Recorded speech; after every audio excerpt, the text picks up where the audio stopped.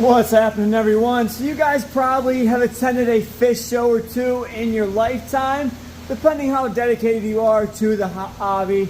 But at those fish shows, people normally like to bring in their fish and put them on show. And at them shows, you'll have, whoever has the best certain type of fish gets the award in that, general category. Could be cichlids, could be betas, could be, whatever it might be at that show. There's a bunch of different categories. Well, people always ask us why we do not show our fish.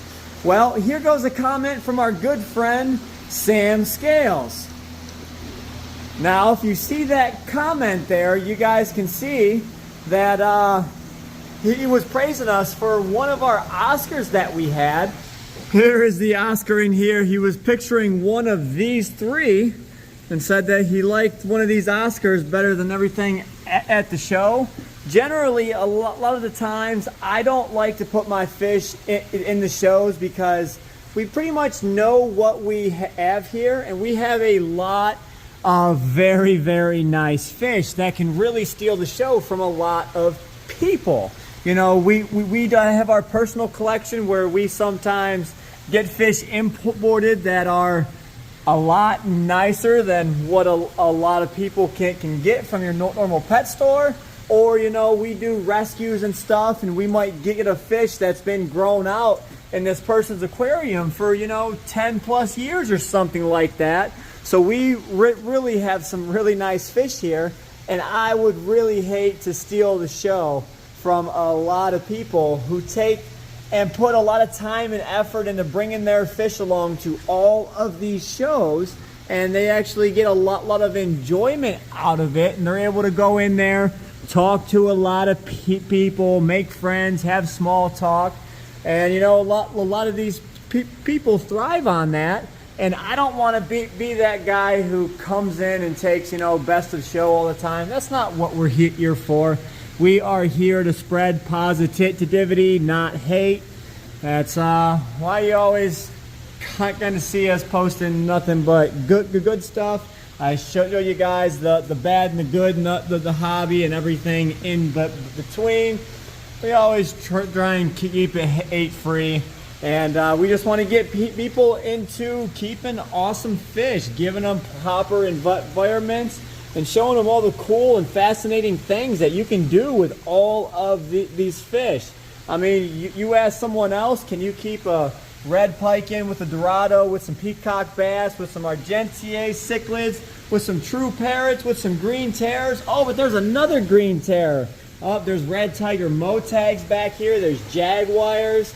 There's all different stuff that you're really not supposed to have together, but there are secrets to the trade that you can make all of this stuff happen and have some really awesome tanks with some awesome fish, of course. Okay, along with all that was going on over the weekend, you guys might notice that there is a couple of fish that might be missing out of a couple of tanks. Well, that is because we rehomed a ton of fish. And when I say a ton, I mean about 300 plus, whether they were rescues, some out of my personal collection, and some were some pond fish. But we definitely cleared out a ton of room. A lot of the quarantine tanks are definitely empty, but we also have more to go. So let's take a look and see what we have left. We have Oscars, tinfoil barbs, silver dollars. We have cigar sharks. We have ballast sharks, kissing gouramis, parrotfish, more Oscars, convicts, Jack Dempsey's, plecos, of course. There's a little jelly catfish up there. And then we have them 4-line pim cats. There's actually 5 of those. One is probably about twice the size as those guys. We've got Midas. We've got more plecos. And of course, we've got empty tanks. So this is probably the emptiest I've seen the quarantine racks in a little while. We've got clown knives up here, pike cichlids. We got a dovi that was brought in over the weekend as well. What else? This whole tank was actually cleared out, both of these, and these are new things that have just come in. Got them short body tinfoil barbs. There's one regular and one albino. For those of you that like short body fish, you guys will see these at the rescue. They just got to finish going through quarantine. What else do we got? Oh, we had a donation of a red empress to toss in the Bellagio tanks. And of course, these guys up here are definitely ready to come out of quarantine in the next couple of days. And down here, we got rid of almost everything out of this tank. Had my African scat in the community Bellagio tank, and he ended up not working out in there, so I had to pull him and put him back in a doctor tank and heal up his sides there a little bit. You can see the little scratch marks and stuff. Not sure what it was, but went ahead and tossed some salt in there with them, and it's healing him up pretty well. So he's going to spend his time in quarantine for a little while, and then we got to try and find him a different tank to go ahead and thrive in.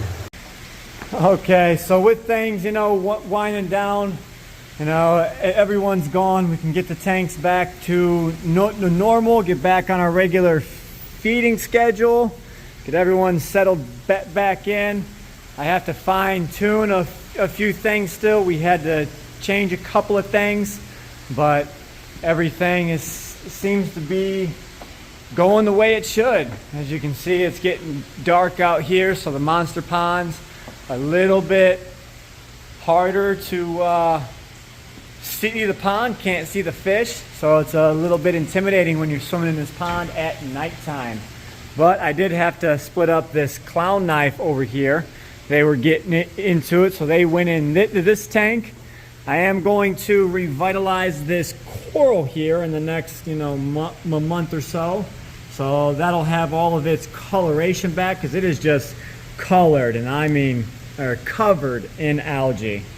So that is something I want to get done. But the Frontosa tank is looking great, and we've got a few more fish that we're going to put into this tank as well. We've got that Dovi and that red devil midas that looks awesome, so we're going to put them in here at the same time, and hopefully everyone seems to get along. The only one I'm a little bit worried about would be the Dovi, but I think we will have everything settled and no issues whatsoever.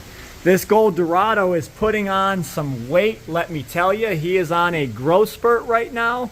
So once this guy puts on a little bit more size, I will be able to toss him in, say, like the 4400, and then the big boy gets moved up to the monster pond. You guys might remember our old Dorado. We've had him for years. He was 28 inches long. The thing was an absolute unit. He was just a beast of a fish. But man, when that thing would go on a killing spree, he would definitely mess some people up. So that was no fun.